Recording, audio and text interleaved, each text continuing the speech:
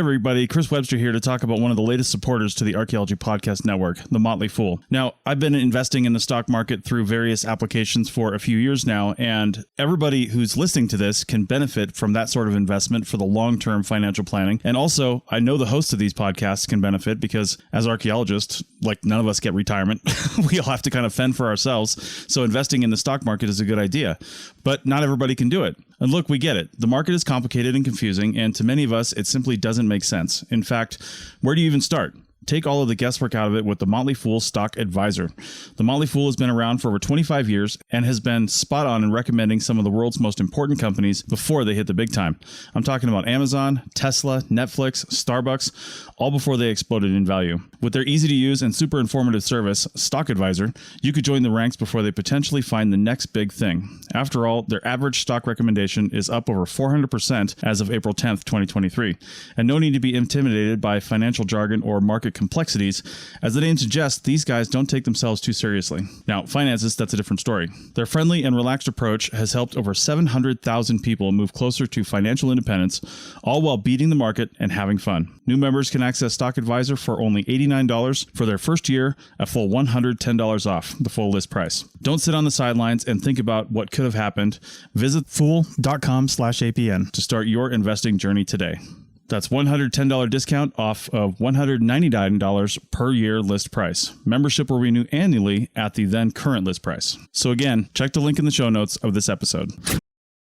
You're listening to the Archaeology Podcast Network. You're listening to the Archaeology Show. TAS goes behind the headlines to bring you the real stories about archaeology and the history around us. Welcome to the podcast. Hello and welcome to the Archaeology Show, episode number 279. On today's show, we review the Apple TV Plus show, Time Bandits. Let's dig a little deeper, but be sure to avoid any time paradoxes.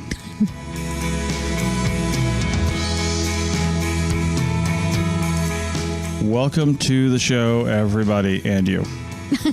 Hello. I feel special. I got a call out. Oh, and you too. Oh, and you. All right. Well, we are Jersey Shore people. In New Jersey. Yeah. It's been gorgeous here. Yeah, it's been really nice. Nice. We went to Atlantic City this past weekend for our anniversary, and I'd never been there before. No. And it was kind of like Las Vegas, but on the ocean, right? Right. It was cool. Kind of up until now, my only impression of Atlantic City and New Jersey was overall negative because of media, right? Yeah. So like Jersey Shore, which I've never really seen, I've just heard there's all the memes and negative all the memes and impressions stuff. of. Yeah. Donald Trump, which I'm not a fan of, but he's really associated with New York City, New Jersey. I don't know. And also Boardwalk Empire, which if you've ever seen that on HBO Max, didn't paint a very good, picture of Atlantic City. Okay, well, there's one thing that gave you a really good image of Atlantic City. What was that? Your favorite game in the entire world? Oh, yeah, Monopoly. Yeah. Yeah, so that was super cool. That was cool. Yeah, because just seeing all the streets, there's only two streets we didn't really see, which is Ventnor and Marvin Gardens, because they're literally in a different part of they're in Ventnor City. Yeah. Which we went through Ventnor. Of Atlantic City, basically. Which we went through Ventnor because we took off out of there actually today, south. Mm-hmm. But we didn't go on the side where those two are, because Marvin Gardens literally is like a garden. It's a little block. So we didn't see those, but we did see the rest. It was fun though. Yeah, it was really neat. It was a cool little place. We didn't do any of the shows or anything. I know they're not as necessarily as high of a caliber as the ones that get in Vegas, but everything else seemed pretty similar. We even went to fancy sushi for dinner. So it definitely had Vegas vibes, but plus ocean, which I appreciated. Yeah, we went up there to relax It was and nice. Have some fun. So, yep. Anyway, speaking of shows, we're going to do a show review today. Yeah. We haven't done one in a long time. No, but I think we did tease this probably a couple weeks ago. So hopefully everybody's had a chance to watch this show. Yeah. Because I think we're kind of overwhelmingly recommending it, right? Yeah. We really loved it. So the show is Time Bandits. Yes. And it's on Apple TV Plus. Apple TV Plus. That's right. So you've either got to, I don't know, steal it, find some place to find it, or have Apple TV Plus, unfortunately. So a lot of people probably don't have that, which we understand that. But that's anyway, where we saw it. And I don't know. I thought it was super fun. And For a number of reasons, really. Like some of my favorite actors, both recently and in past stuff that they've done, are in the show or part of it, right? So there is the iconic Lisa Kudrow, who plays Phoebe in Friends. Yeah. So, and she's done other stuff over the years too, but really like Phoebe is who she's known for. Yeah. And didn't you kind of feel like her character was a little bit Phoebe in this show too? There's definitely some Phoebe vibes in this. Yeah. I heard in one of my podcasts when they were reviewing the show that she is the queen of the muttered aside. And like she totally is doing that in this show, and it's very entertaining. So I appreciated that. Yeah. And then there was, there was other people in it, but two of the other kind of more famous ones, at least, well, one more recently for me, but apparently he's been on lots of stuff, is Taekwondo Waititi. No, I can't ever pronounce his name. Taika Waititi, it's not that hard. I know, he's very famous, but I cannot pronounce his name. Well, I believe he's from New Zealand. Right. And then Jermaine Clement, who was in Flight of the Conchords. And those two, I think, have worked together kind of a lot over the years. But we have recently been big Taika Waititi fans because What We Do in the Shadows is one of our favorite shows. Well, Taika Waititi was part of Our Flag Means Death too, right? Oh, yeah. Well, Taika Waititi was in the first What We Do in the Shadows. Yeah. There's been it's a lot of stuff, a lot of overlap between these people. Right. So if you like the kind of stuff that they do, then you're going to love this show because it does have very similar vibes. Jermaine Clement is being his weird self in it, just like he always is. And it was really fun. Also, for anybody who lived through the 70s and remembers it, Time Bandits might sound familiar.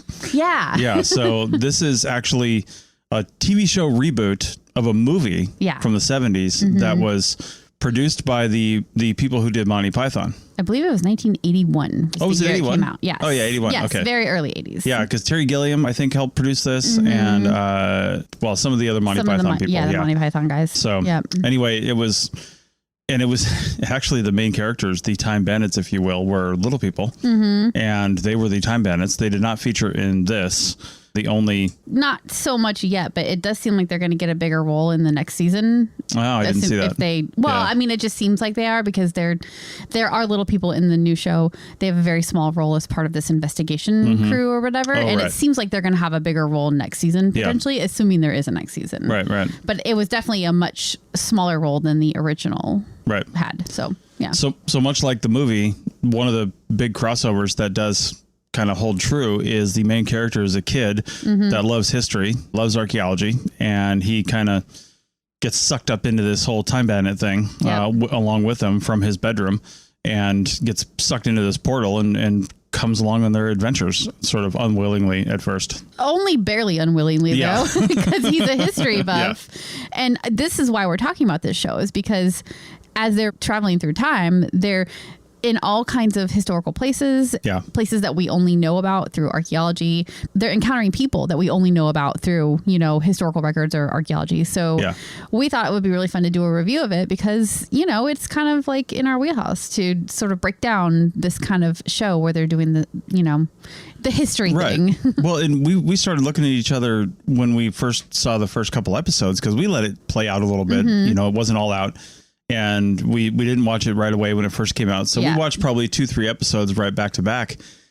And we started looking at each other and going, as it started getting its footing and they started actually traveling through history, even just after the first episode.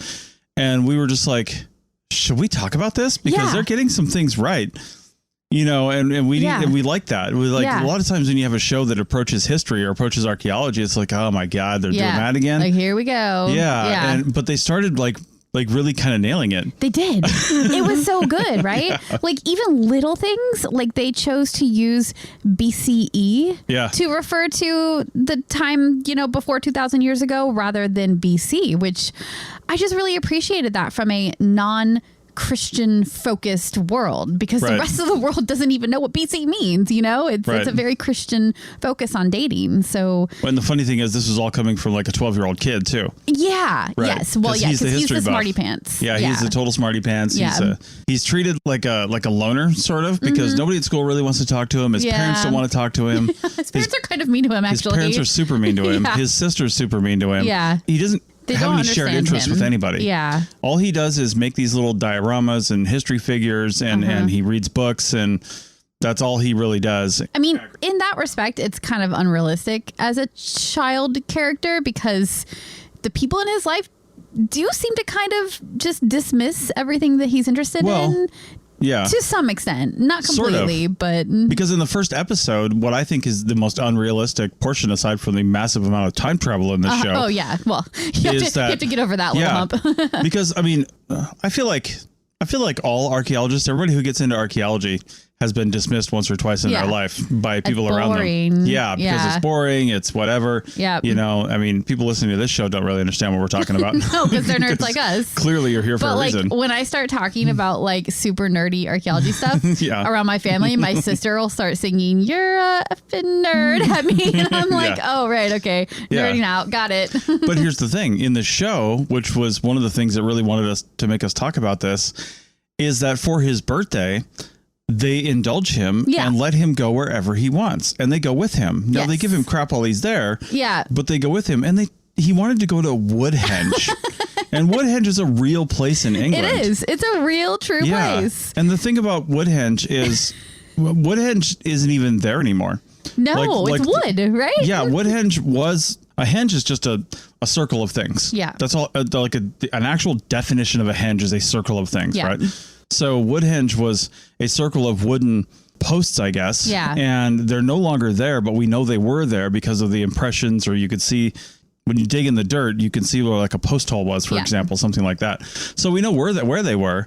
And they've replaced them with concrete blocks. Yeah. To know where the wood posts were. To give you that visual image, because when stuff has decomposed away, it's so hard to wrap your mind around what it looked like visually. So I really appreciate the concrete representations. Yeah. However... And it looked like they were standing actually at Woodhenge. It did. Yeah. It looked like it really was. I don't know if they recreated it or what, but his family was just like so unimpressed with the concrete reproductions of Woodhenge. With everything that's in the UK, something tells me that the Woodhenge people were more than happy to have them film there. Yeah. Yeah. Right. You know what I mean? Like, I know it was just a few people standing in the field, but there's also trucks and camera equipment and all that stuff. And the damage could have been significant if they weren't really careful. But yeah, I'm sure the Woodhenge people were like, please come film us. Maybe, but also like it would look pretty bare bones. Like it would be pretty easy to just like recreate that for people who are good at building sets. Yeah, it wouldn't be hard. I understand why his family wasn't that interested. Yeah. And I believe the reason they didn't go to Stonehenge is because they did Stonehenge the previous year for his birthday. Mm-hmm. So we kind of thought like that was going to be it for Stonehenge. But then one of the first episodes of time travel that he has like with the group of bandits who are out to like steal things, which is like a whole thing. They're trying to steal stuff and get rich in time, I guess. It doesn't really go so well for them, but that's kind of the fun of the plot. But one of the first places they go to is actually Stonehenge. And he was so excited. Kevin was so excited. Mm-hmm. But it was portrayed so funny in the show because it was still just like a pile of rocks basically. And they were like in the process of building it. And then over at the side, there was a gift shop already. like Stonehenge has been the same, just a place with rocks for people to go look at and then buy things at the gift shop. Yeah. It's the same thing now as it was 4,000 years ago or whatever when it was built. I know. It was literally 4,000 years ago. There was already a gift shop. Yeah. Yeah. That was hilarious. There's just like some really fun jokes like that. And those kind of jokes are sprinkled throughout the series where like if you're a little bit, not even an uber nerd, just like a little bit of a nerd, you're going to love it. Yeah. So, yeah. Yeah. Because there was some other stuff throughout there. Like, I don't even know when it was, but at some point they mentioned they said the phrase ancient geeks. We put that in our notes, but when was that said? I don't remember. Ancient geeks. I just typed that down, or you did. One of us did. I don't remember either. We were trying to take notes while we were watching it, but like we were also watching the show, so we weren't like, our notes are a little bit sketchy. I know. It was in reference to ancient Greeks, but somebody said ancient geeks instead. Yeah, maybe. That was something like that. Yeah. I mean, there was a whole episode with ancient Greeks, which I didn't really like spend too much time on, because one thing that the show did do, which might be a little bit confusing to people who don't have a background in history, is that they're taking like mythological Greek stuff and Greek people and Greek places like Troy and sort of mixing it as if it might have been real. Mm-hmm. Like they could go back in time and go be inside the Trojan horse with some of the characters from the Greek myth. I think, what is it, Odysseus or whichever one the whole Trojan horse thing is in. And like, I mean, that's a story that the Greeks wrote, not actual history. So I think that would be my only like complaint. Sure. But like, that's the most minor of complaints, because really, come on, it's so fun. There were a couple other things that if you're if you're paying attention. And I don't know why they would have gotten little things like this wrong when they got other things so right. Yeah. But like in episode 3, they did go back a little too far, and there were some dinosaurs, and they actually brought one back with them into another time period. Yeah, that's right. But they called like the times back in the dinosaurs prehistoric. Yeah. Which dinosaur times are not prehistoric.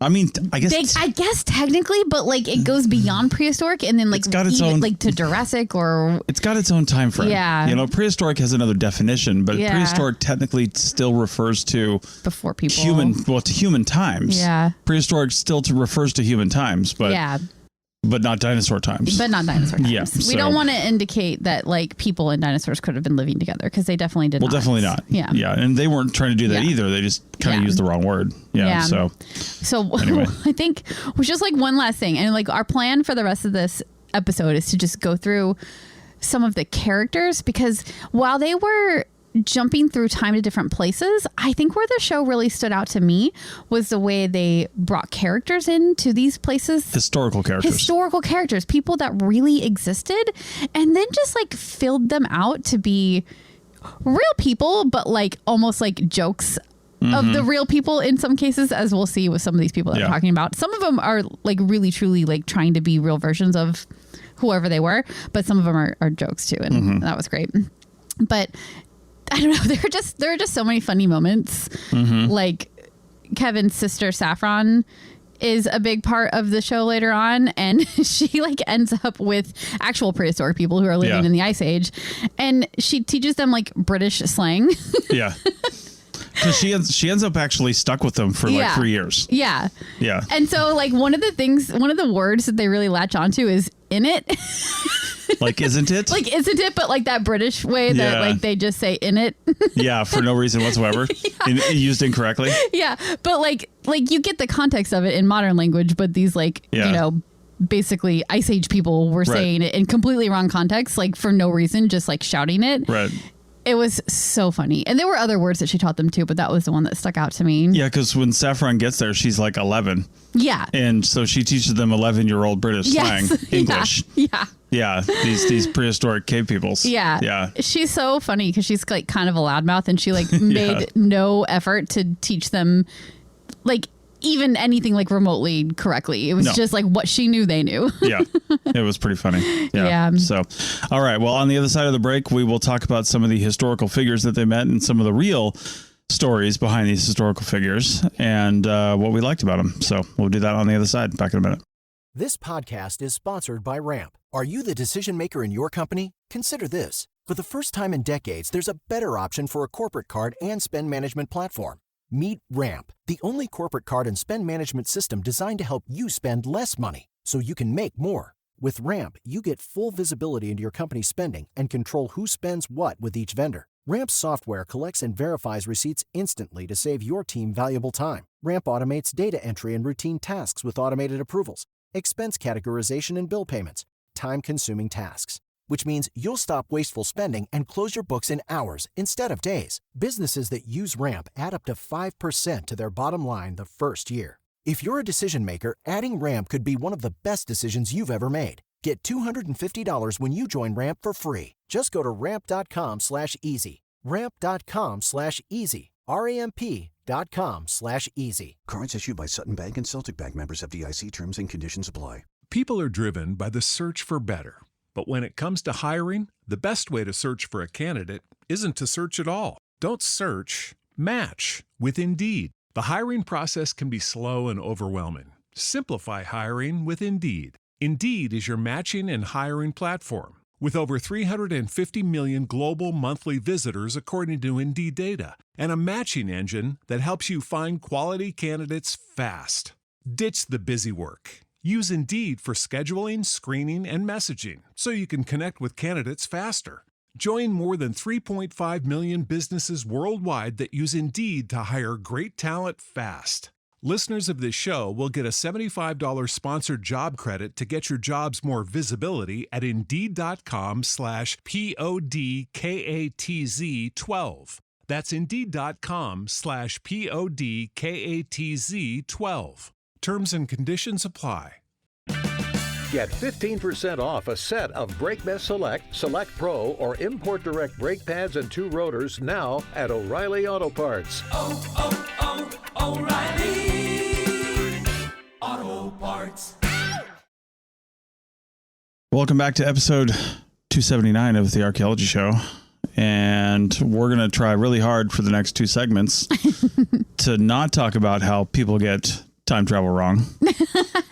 Oh no, you just can't. You really can't. I mean, it's really hard. Yeah, I know. Like at the end of the last segment when we were talking about how Saffron teaches British slang to these, cave dwellers basically, and like what kind of effect would that have had on the development of language in that population? Now, it's like you can't even like go down that road because I mean, go down it for a minute because I mean, realistically, if you've got this, say, small population of people and they've learned this whack ass language, right? They've got this crazy mixture of grunting and whatever they were speaking and British slang now. Yeah.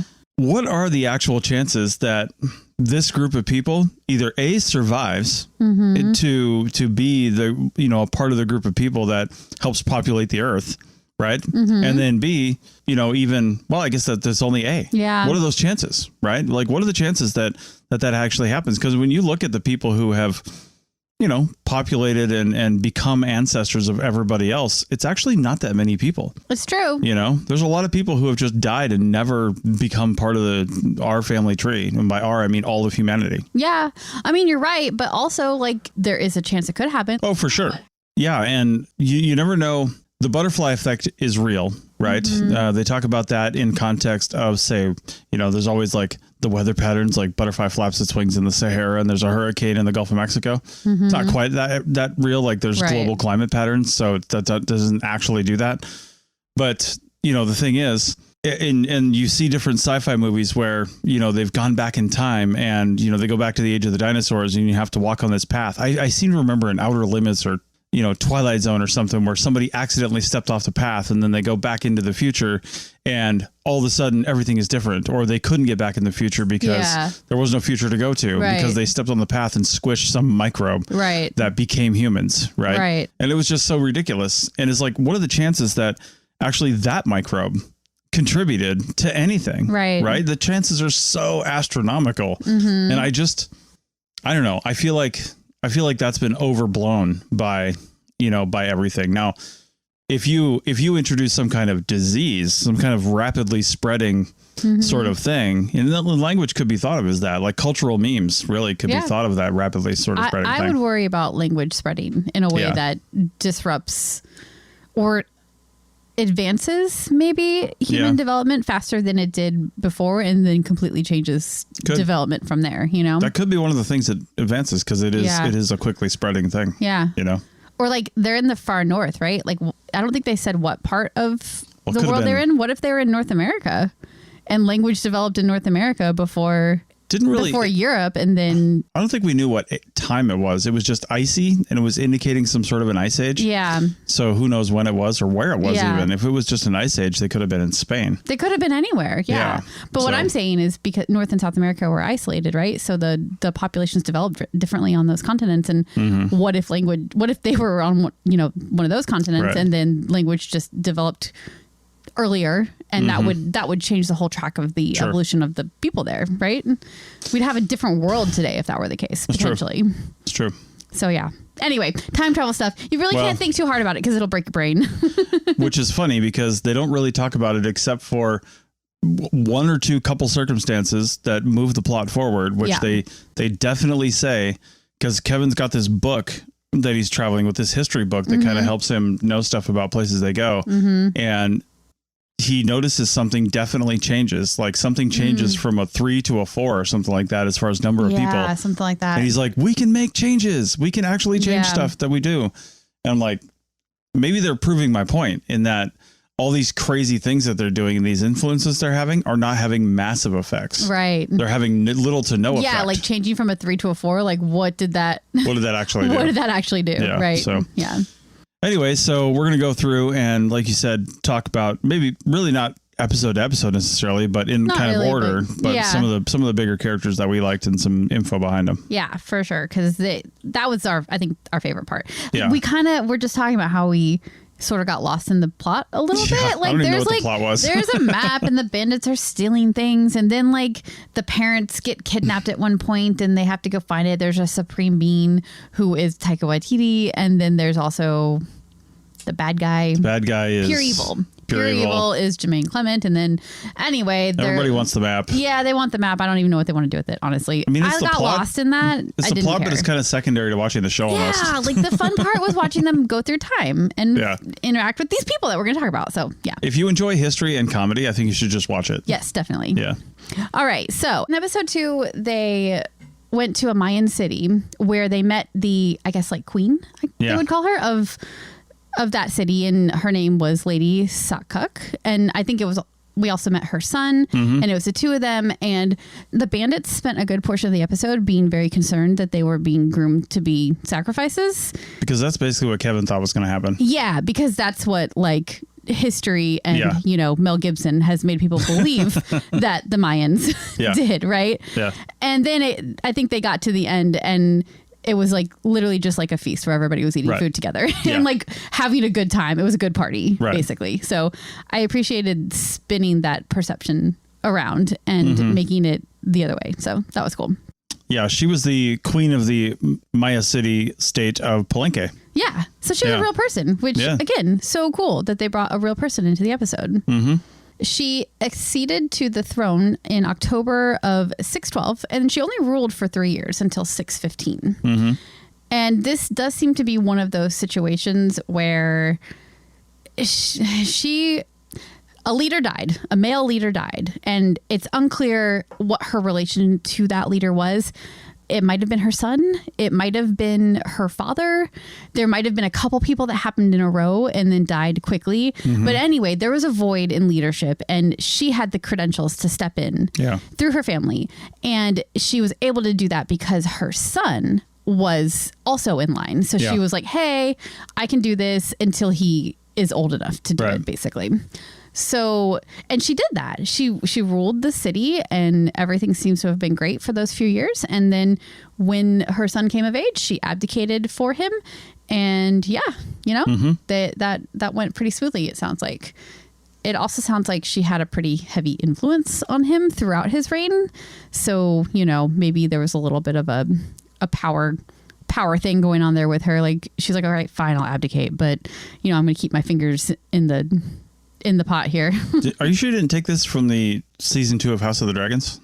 Right. I know, right? Yeah. All fiction is just written about history. I know. Basically. I know. So, and the confusion between how the people in history are related to each other, because I think they're just using like hieroglyphs to sort of figure out who was ruling and when, and sort of how they were related to each other. But just because one person took over for another person doesn't necessarily mean that they were father and son. There were other relationships that would be subbed in, and then that just makes it really, really confusing when a nephew or a cousin or somebody steps in and then it just like blows up that typical path of inheriting the throne or whatever. So complicated, but anyway, she and also her son were real people. So in episode 3, we see a person named Madame Chung, which was a famous Chinese pirate in the early 1800s. Her actual name was Zheng Yisao, and she was also known as Qing Shi. Yeah, a lot of different names there. Interestingly, if you did watch Our Flag Means Death, her character was also in that as a Chinese pirate. Yeah. So when I was reading this stuff, I was like, oh, this sounds really familiar. Oh, wait. When we watched Our Flag Means Death, I was totally looking her up to learn more about this, to learn whether or not this pirate existed. And it turns out she totally did. Yeah, she was born in 1775 and married Jing Yi in 1801. And he was the cousin of a famous pirate. And when his cousin was caught and executed in 1802, this Jing Yi took over the fleet. Yeah. And in 1805, Zheng Yi organized the pirates along the coast that they're pirating on, the Guangdong coast. And they sort of organized all these different pirate groups or pirate fleets into a confederation of 6 fleets. And those fleets were all known by the color of their flag. And I guess this was big and important because they were like fighting amongst each other. They were raiding without any care or, I don't know, plan. And I guess pirates need to be organized a little bit. So basically he organized them.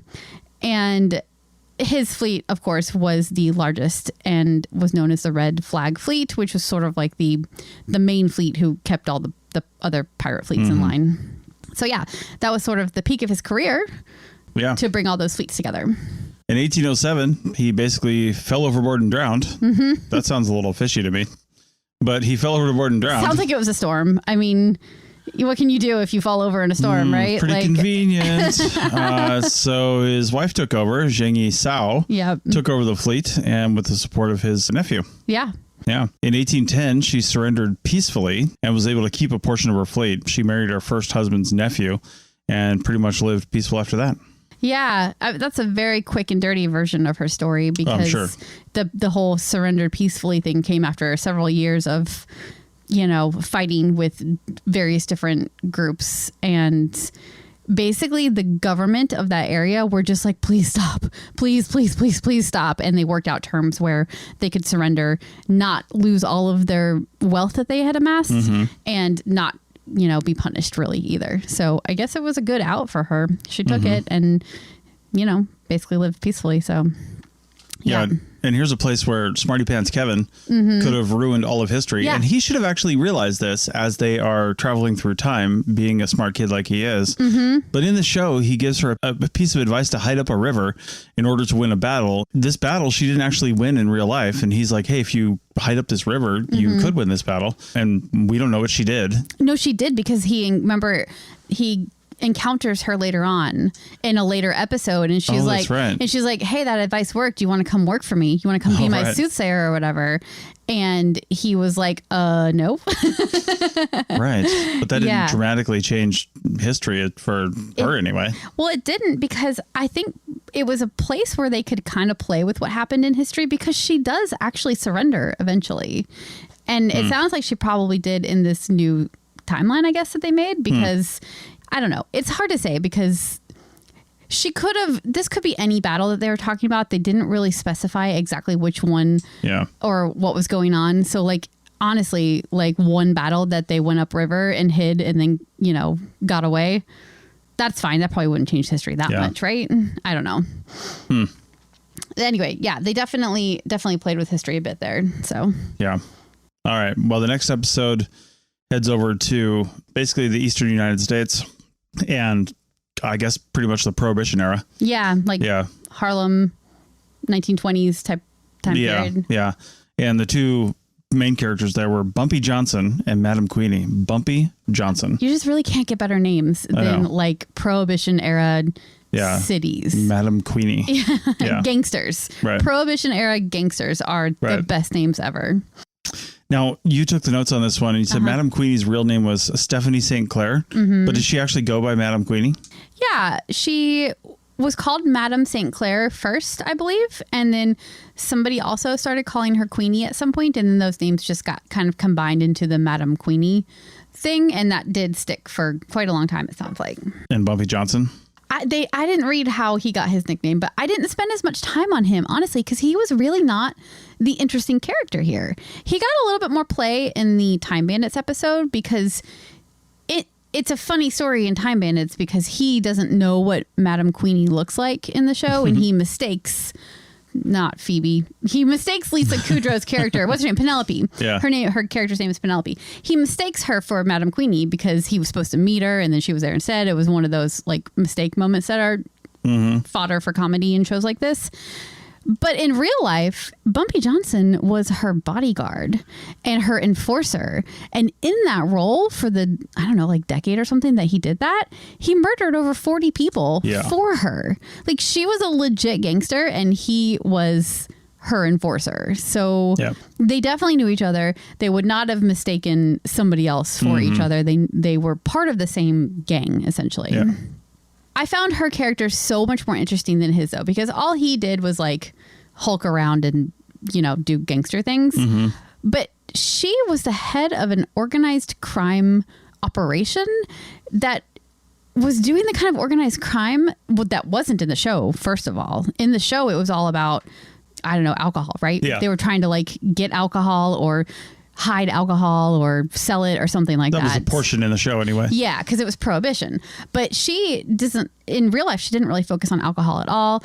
She did kind of dabble in selling drugs a little bit. That's where it sounds like she got her start. Yeah. But it was money. Money is where she came into play. Well, the only reason the portion of the show dealt with alcohol, if you remember, is because the portal they came through to get there was in the back storeroom of like a monastery's mead storehouse. Oh, that's right. That's right. So they had this like crazy mead that everybody was going crazy for. Yeah, that's right. I forgot about that. So they were pulling mead from this like 1400s era monastery into the 1920s and then selling it to the gangsters there, I guess. Yeah. It was a funny plot line. Yeah. Definitely that part was not real life at all. But back to the real Madam Queenie. So her racket, I guess you could say, for her operation was actually partly in, assisting the mafia, doing, gangster stuff, obviously, with all the people murdered. But she ran like a numbers game, basically an illegal lottery or a gambling scheme, depending on what they were doing, the time period and whatever. So that's where the real money came in. Another piece of her operation was this whole like numbers banker thing, like either policy or numbers banker they were called. They were basically it's your local corner banker. It's not an actual bank. It's not backed by any other government agencies or anything like that. But they were really popular in the Black community in Harlem because this is the 1920s and Black people, they couldn't invest their money in the stock market or in anything else. They couldn't get loans legally from banks for houses or for small businesses or anything like that. They're cut off by their race from getting access to money to actually help build up the economy and make it better, which is, racist policies that were stopping them from doing that. Yeah. And so one of the things that Madam Queenie did is develop this underground system to facilitate Black investing and banking. It does sound great. And that was great that she did that, but she did it like in the role of a gangster. So I think there was probably like a lot of broken fingers of people that didn't get paid, that didn't pay their money back and stuff like that. But still like played a key role in economics that, nobody else was playing for these people. Yeah, I don't know how many people retire from being like a lethal gangster, but she did. Yeah. And she retired from the numbers game and passed the operation completely over to Bumpy and became a civil rights activist and an advocate for political reform. And apparently never turned him in. No. So I think I read that he did end up going to jail for a little while. And then after he got out of jail, he like moved in with her. No, that seems to fit. Yeah, I don't think they were together, but they just stayed friends, I guess, their whole life. So, all right. Once you run a legal operation together, I guess that makes you tight forever. Yeah. Yeah. Okay. Yeah, but she was a cool lady. Very. Okay. I love that she transitioned from gangster activities to civil rights activities. Right. Primarily because of the inequality that she saw amongst the people that she was making a ton of money off of. Yeah. Yeah. So it's like the good and the bad, I guess. I guess so. Yeah. All right. Turned over a new leaf, like the definition of that for sure. Okay, well, I'm hungry. You want to get a sandwich? Yeah, let's do it. All right. You got some bread? I got the meat. All right. We'll put those two together. We'll be back on the other side. People are driven by the search for better. But when it comes to hiring, the best way to search for a candidate isn't to search at all. Don't search, match with Indeed. The hiring process can be slow and overwhelming. Simplify hiring with Indeed. Indeed is your matching and hiring platform. With over 350 million global monthly visitors according to Indeed data, and a matching engine that helps you find quality candidates fast. Ditch the busy work. Use Indeed for scheduling, screening, and messaging so you can connect with candidates faster. Join more than 3.5 million businesses worldwide that use Indeed to hire great talent fast. Listeners of this show will get a $75 sponsored job credit to get your jobs more visibility at Indeed.com/PODKATZ12. That's Indeed.com/PODKATZ12. Terms and conditions apply. America. We are endowed by our Creator with certain unalienable rights: life, liberty, and the pursuit of happiness. By honoring your sacred vocation of nursing, you impact your family, your friends, and your community. At Grand Canyon University, our online RN to BSN, MSN, or DNP degree programs allow you to balance online coursework with local in-person clinical, practicum, or immersion hours. Find your purpose at GCU. Private, Christian, affordable. Visit gcu.edu. People are driven by the search for better.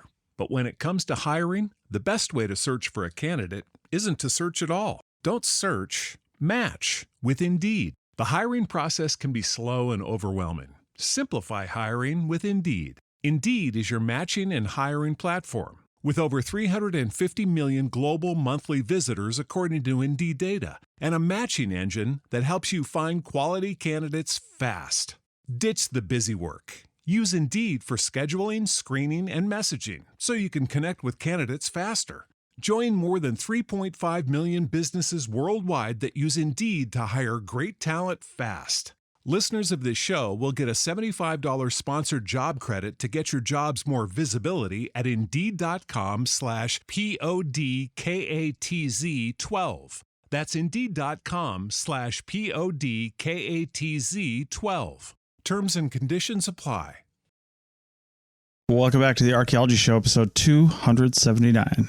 Let's talk about the Earl of Sandwich. Oh, let's. The Earl of Sandwiches. Because not only did I love this guy in the show, I love him in history too. He's a little annoying. Well, yeah, that's why it was so funny though, right?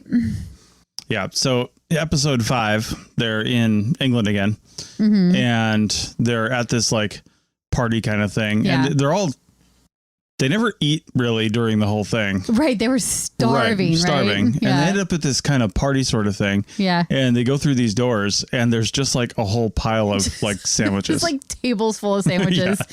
And they're at like the Earl of Sandwiches estate. They didn't know that yet. No, but they didn't. There's a bunch of sandwiches. Well, they found out pretty quickly because the first thing that the Earl of Sandwich did was like announce that he was the creator of the sandwich in the episode, I think, didn't he? Yes. And of course, Kevin was like, lay down some knowledge. Yeah, right. Yeah. So Earl of Sandwich, right? Did he really create the sandwich? Because that is sort of like the pop culture thing. The pop, that's what people say anyway, right? Yeah. Well, his real name was John Montague, 4th Earl of Sandwich. So Sandwich is a title. Yes. It is a real thing. Yes, it is. And that's where the name comes in. Apparently, the legend goes that he was gambling and didn't want to leave the table to eat. So he asked a servant to place roast beef between 2 slices of bread for him, and so that he could eat with his hands at the table. Yep. Which, kind of surprised it took that long for somebody to figure that out. It's surprising, isn't it? Yeah. You want to know why? Because it did not take that long for people to figure that out. Well, people it took in that England. long for people who have formal dining for every meal of their lives. It took them a long time to figure that out. Right. Right. But it did take a long time for people in England to figure that out. Right. I guess it did, because they just didn't eat that style of food. Sure. That wasn't common to eat food like that. Sure. And I love that Kevin points this out in the episode, that the whole idea that he invented the sandwich is really disputed by historians. But what they did really well in that episode was they had this guy, the Earl of Sandwich, running around proclaiming that he created the sandwich, right? And Kevin points out that this is disputed by historians, but that's the exact problem, because he did kind of say that he invented the sandwich, like the real guy did. And he probably copied it. He actually probably copied it. So that's why this whole thing is funny. Yeah. So, I mean, I guess he gets credit for the name because it is his name, and that's what we all call them these days. But he did not invent the sandwich. There are other examples of this in history. Even if he did copy it from Mediterranean flatbreads and things like that, or, wherever he was traveling and he saw a very similar thing where people are putting things in between breads. If you go take a loaf of, white bread in England and you put some roast beef between it, it's not exactly the same thing. Right. And if you start doing other stuff to it and you want to call it after your own thing, sure, you didn't invent the sandwich, but it's still different enough than something else. And I'm not going to call, I'm not going to go call a gyro a sandwich either. You know what I mean? Like, I'm not going to. Well, I'm not saying he invented the sandwich either. But he didn't invent the concept of things between breads. He did not. But we don't call all things between breads sandwiches. Well, true. But if he's trying to take credit for the things between bread idea, then yeah, that's not his idea to take credit for. Sure. You know? I'm wondering if he was. Yeah, I don't know. And like, honestly, that part is a little bit sketchy because we don't have anywhere that he wrote, I invented the sandwich, you know, Right. It's just like off of primary resources from the time that kind of give the idea that he was telling the world that he invented it. But like, did he really? I don't know. We don't know if he really was like that. But apparently one of the earliest known sandwich eaters was Hillel the Elder, a rabbi and scholar who was born in Babylon and lived in Jerusalem during the 1st century BCE. The Haggadah, which is a Jewish text, it sounds like a sandwich itself, details how Hillel made sandwiches using pashel lamb, bitter herbs, and unleavened matzah bread. Now, I got to tell you, if you're not going to stand on ceremony and eat a formal meal every time, and you've got stuff to do, you're a busy rabbi, and you're wandering around, and you've got things to take care of. Things to take care of, yeah. You're going to put some stuff on you're going to see a plate, maybe. You're going to see a bread. You're going to see things. You're just going to toss it on there. Pile it on and go. You're going to fold it, or you're going to put another piece on it. I mean, it's a pretty easy thing to invent. It's a very easy concept. And I got to tell you, I think that the sort of Western sandwich between two pieces of bread is stupid. Everything falls out. Yeah. A folded piece of bread makes a pocket. It's so much more logical. And what did I tell you? Earl of sandwich, come on, man. You could have done better. And just to blow all of you guys away here for a minute, because I told you this today, because I just saw this reel like a few weeks ago where somebody was talking about what club stands for in a club sandwich. Oh, yeah, I had no idea. Yeah, club stands for, apparently, I don't know if somebody made this up after the fact and it just happens to fit, but chicken, lettuce, under bacon. Okay, sure. Yeah. I thought that you just ate them at clubs. Yes. Yes, that's any kind of club, really. Right. Golf clubs, golfing clubs. Golfing clubs? Yeah. They're called golf courses. But yeah, but there's like club, I don't know, tennis clubs. That's where you eat and you think a that's club. why would they eat those sandwiches at those clubs? I don't know. They're healthy? Are they? I don't know. But why do they want to eat healthy at those clubs? Clubs are not like my choice of sandwich, so I haven't really put a lot of thought into them. Okay. Yeah. Well, I thought this little bit of trivia was interesting.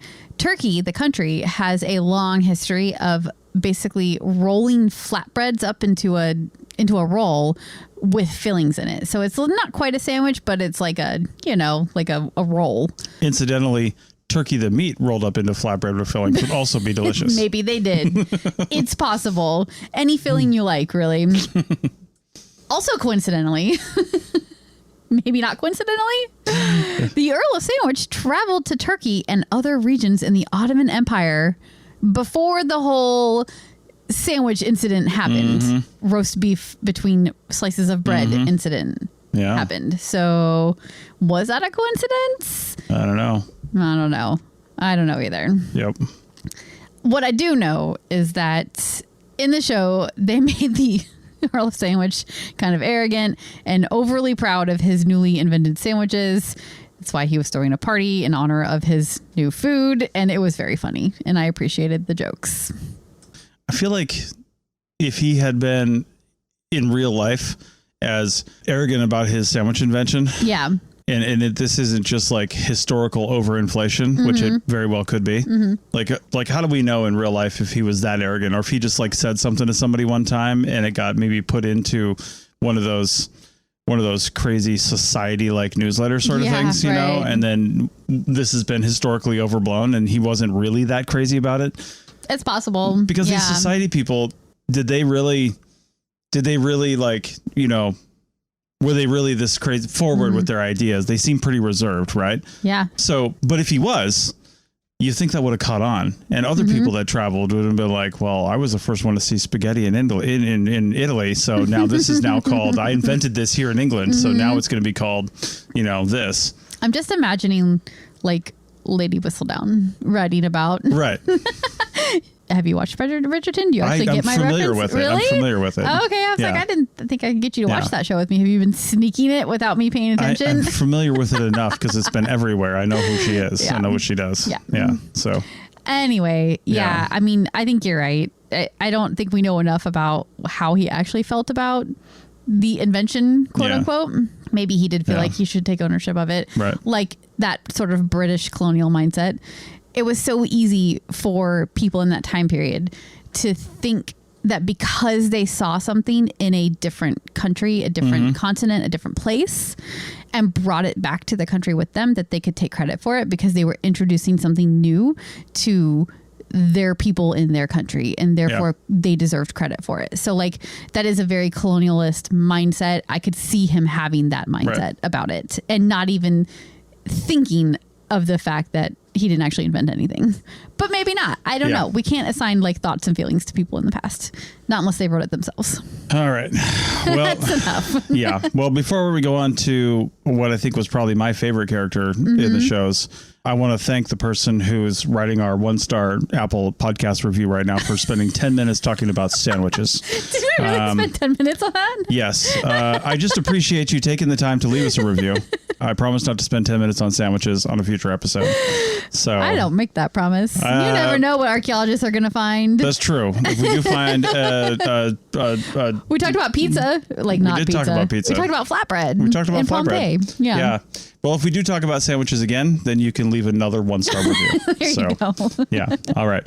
Well, the next one is from episode 6 in Mansa Musa. This one was so outlandish when it first came on the screen. I immediately, I don't even think I watched it. I want to watch the episode again because I don't think I watched any of it because I was just reading about this guy the whole time. Yeah. While the episode was on. I was like, this guy cannot be real. Yeah. This can't be based on a real person. No.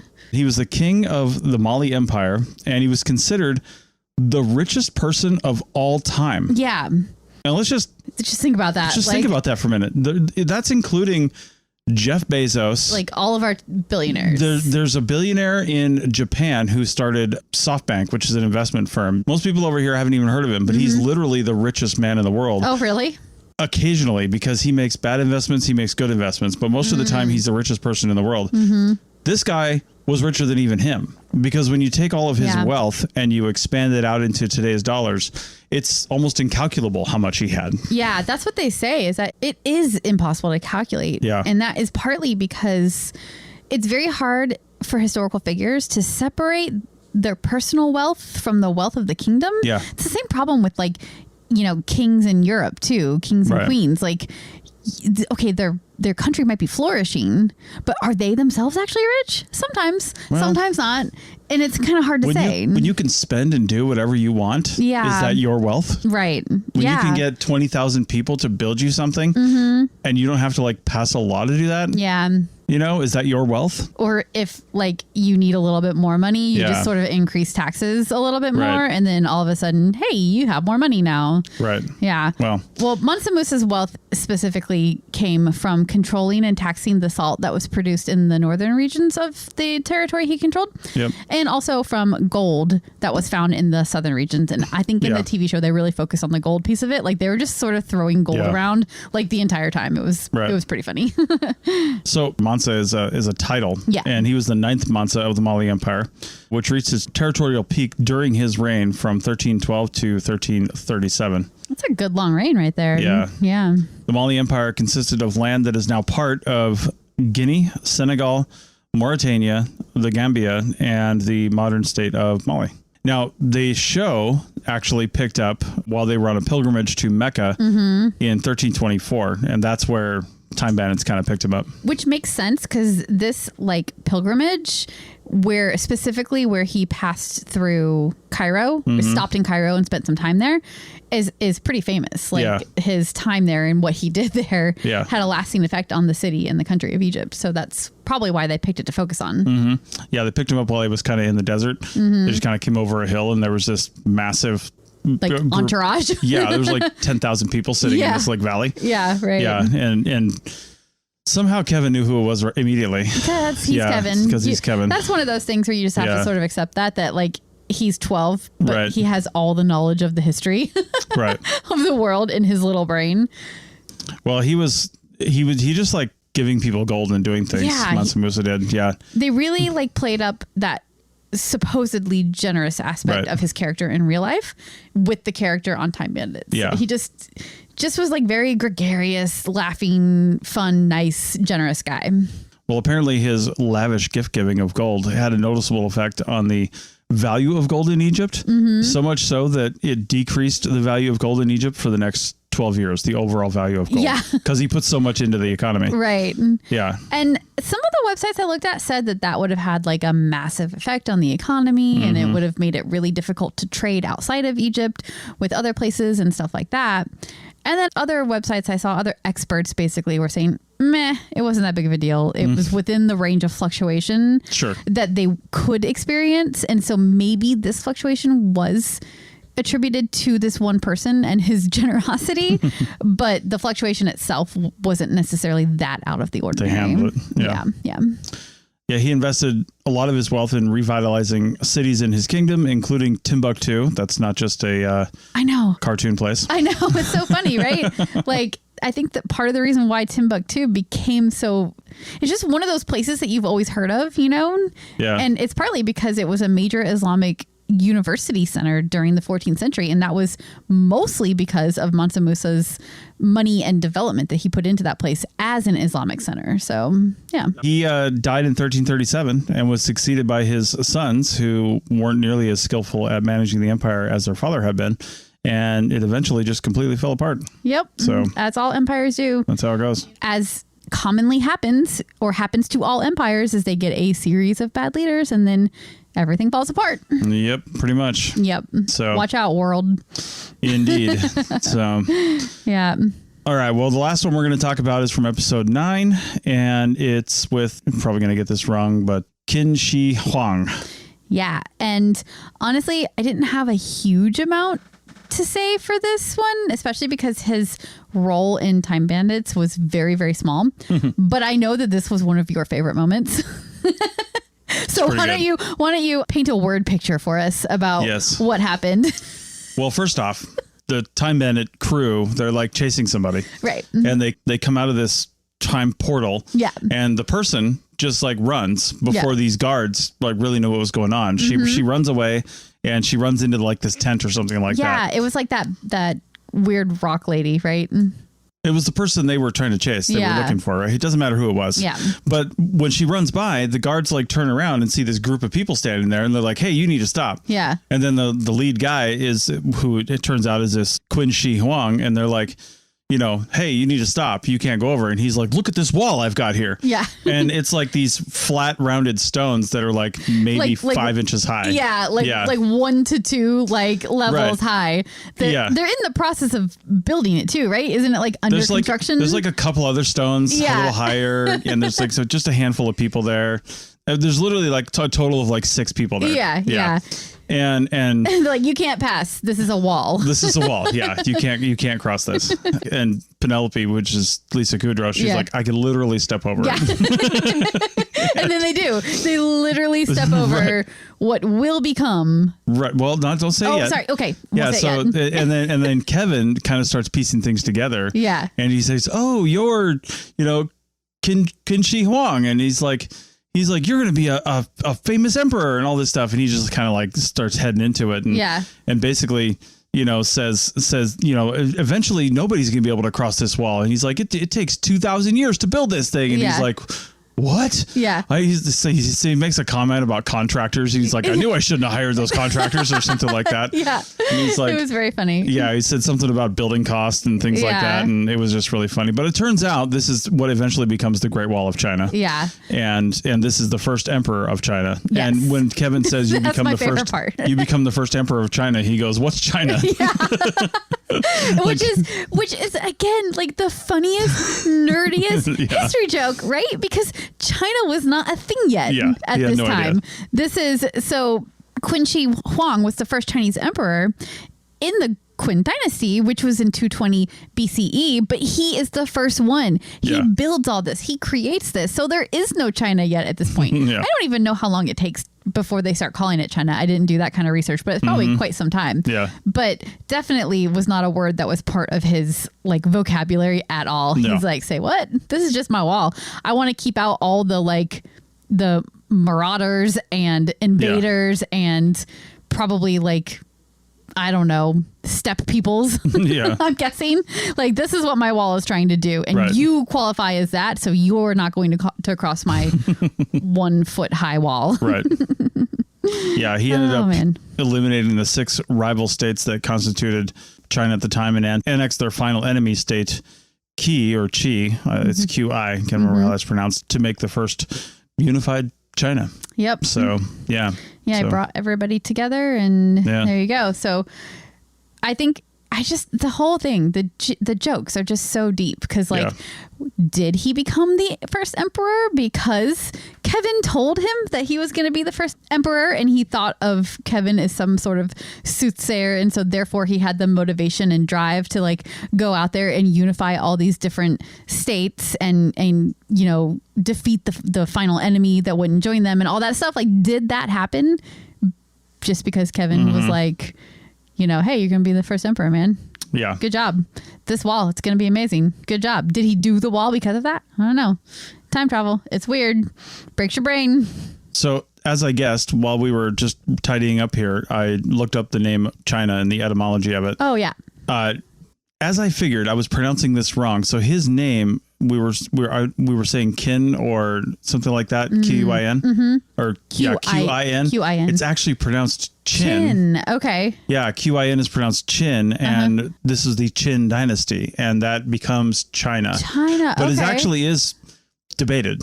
Okay. On where this actually comes from. Okay. But but it likely either way comes from his name, right? So, okay. But there's a couple other possible origins of this, which one of those is the Persian word Chin or Chini, which is referred to as China, or there's a Sanskrit word called China. It's a Sanskrit word.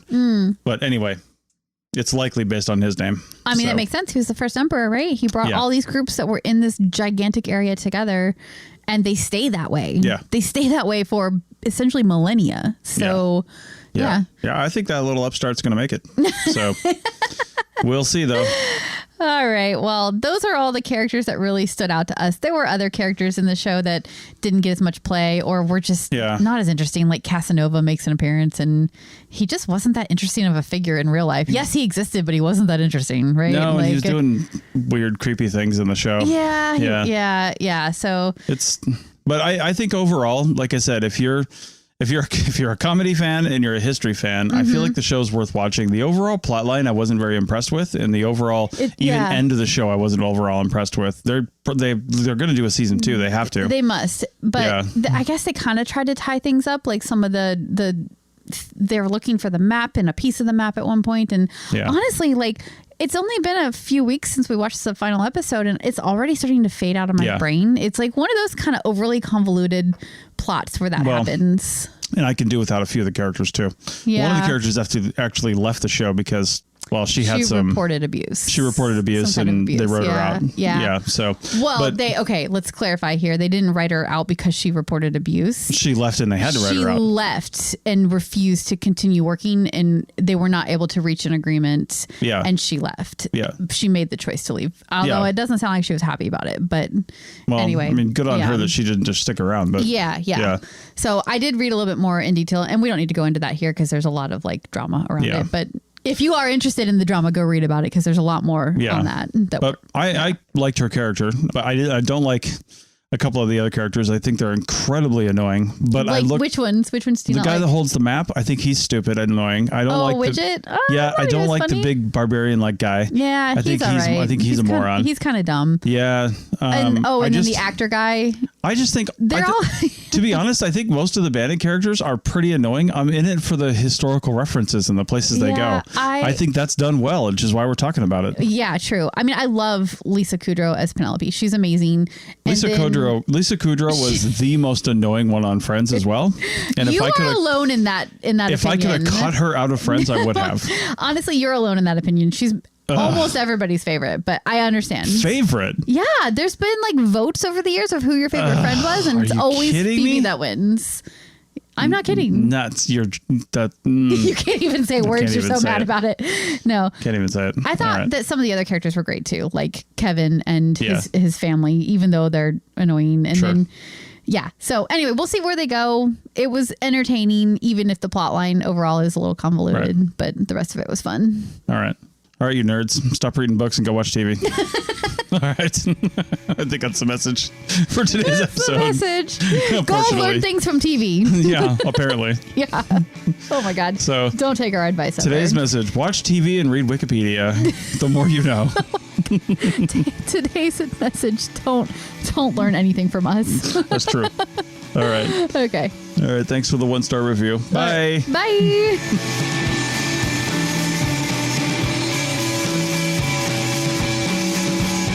Thanks for listening to The Archaeology Show. Feel free to comment and view the show notes on the website at www.arcpodnet.com. Find us on Facebook, Instagram, and Twitter at ArcPodNet. Music for this show is called I Wish You Would Look from the band Sea Hero. Again, thanks for listening and have an awesome day.